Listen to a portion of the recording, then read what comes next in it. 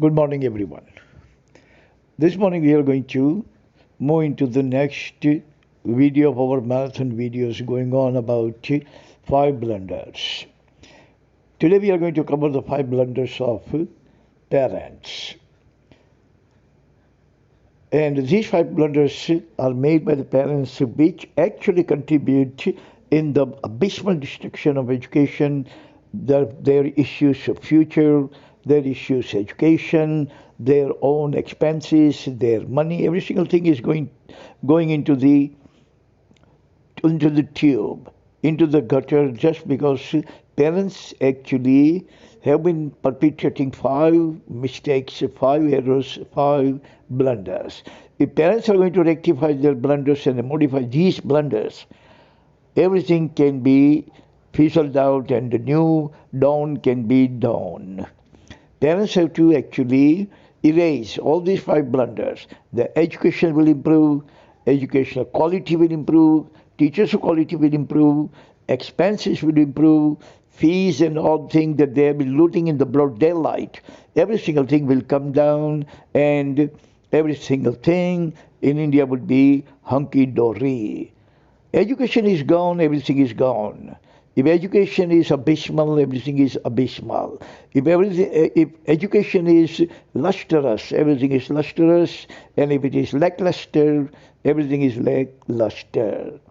So, five errors or five blunders parents must never make.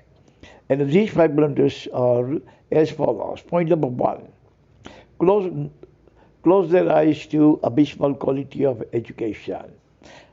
They close their eyes to the abysmal quality of education. They don't pay any kind of attention to the quality of education. They know that the children actually bring 85 and 90%, but they don't know how to read Gujarati. They don't know how to read English. They don't know any table. They don't have any kind of idea. They don't remember any lesson. They don't have any IQ. Whatever you open the book and ask the question to the student would not know anything. Would not know anything. This is prevailing everywhere, whether it is vernacular, medium school, or English-sized schools. Currently, there are three new students are coming in my institute. They both are in 12th graders. They both have spent 12 years in English medium school. English medium, Carmel Convent School. But they don't even know even one tense. They don't know what is degree. They don't know how to construct a sentence. They don't know how to read sentence. They don't know how to write rapidly. Look, this is the condition mainly because the parents are totally arrogant, totally pathetic, totally ignorant about the quality of education. If the parents will wake up, definitely teachers will wake up, educationists will wake up, educational authorities will wake up, because we need revolution in education. Revolution. Like Narendra Modi started the revolution in 1970s, known as Now Nirman. We should go also second Now Nirman in education. Shaikshanik Now Nirman. That is what we need. That is what we desperately need. Shaikshanik Now Nirman. But now Narendra Modi is too old. Second Narendra Modi should be incarnated, and that Narendra Modi should actually trigger some kind of new Shaikshanik Now Nirman, and definitely education is going to turn around, and all kinds of rot, all kinds of gore in education will be wiped out by one shot. Point number two, parents must not close their eyes to the abysmal quality of teachers. We have a saying, and I always repeat and reiterate, our vernacular proverb, our vernacular saying, Kuwa mahoi to avera ave. Now our kuwas, our teachers are all dried up. They don't have any kind of substance. They don't have any kind of guts or grit. They don't have any kind of competence or efficiency about teaching. They are babysitters. They are nannies. They just take care of the kids in the class, whether it's a class, it is college class or high school class or elementary class. They don't have anything to pass on to the new generation of students as a knowledge, as a erudition. So parents should actually oppose, protest, revolt against this kind of lousy quality of teachers, a shameful quality of teachers, absolutely low lives known as teachers are actually not teaching the students, but they are marring their future. They are devastating their future. They are destroying their future in broad daylight. Point number 3, must not close their eyes to emotional and pedagogical needs of their issues, their students, their children. Pedagogical need, what kind of education they need and what kind of education is imparted, what they should learn and what they are not taught, what they are taught and what they need to be taught. Every single thing should be properly, minutely monitored by their teachers, by the parents, and the parents should actually be vocal to the teacher. They should actually go to the school, meet the principal, and revolt politely, like Gandhiji.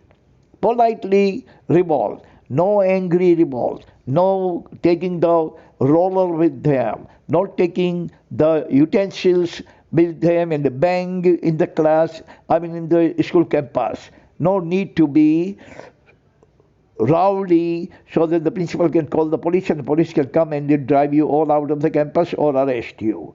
Don't make the mess of your emotion.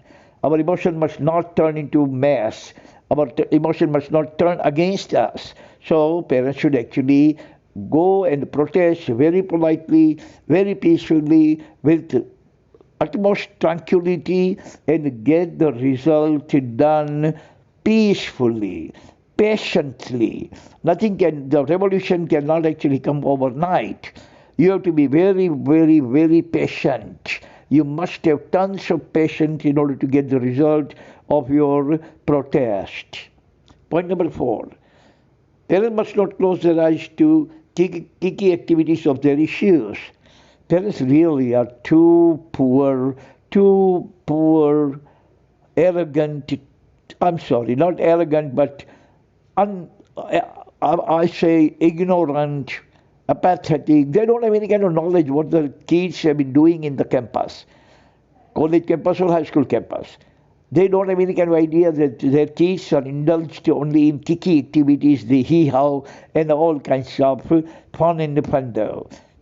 They don't have any kind of ideas because the fathers are all working from dawn to dusk and the mothers are all busy in their activities. They don't have time to visit the school or college and see with their own eyes what kind of activities the children are involved, what they do in the class, what they do on the campus, what they do in the schools, whether they learn or they are wandering around or roaming around the campus. They don't know because they don't have time, they don't have energy, and most importantly, they don't have willingness and the volition to be a kind of spy on their own children. Yes, be anything for good reason, be anything for noble reason. Don't be anything for ignoble reason. Being spy of your children for the noble reason. Nothing is wrong, absolutely, positively. Point number 5, must not close their eyes to financial exploitation by the school authorities. You should realize, you should think sometimes, you should really ruminate and mull, contemplate, and very seriously go for the musings that why we are paying that much. My son is only in 6th or 7th grade and we pay 20,000 rupees tuition fee a year. Isn't it loot in broad daylight? Isn't it a cheating in the broad daylight? Isn't it an exploitation in broad daylight? Think about it. So when we think, we can get the answer.